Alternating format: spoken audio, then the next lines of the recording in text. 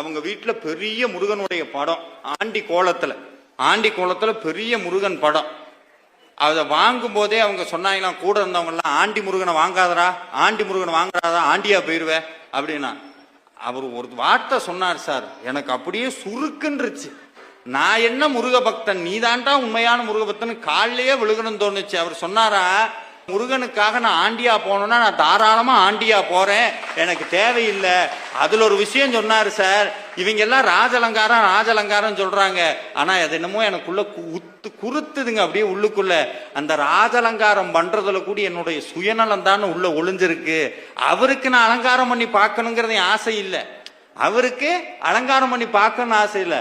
அவரை பார்த்தா நான் ராஜா ஆகணும், அதனால அவருக்கு ராஜலங்காரம் பண்ணி பார்க்கிறேன். இந்த சுயநலத்தோடையா சார் முருகன்ட்ட போய் நிக்கிறது?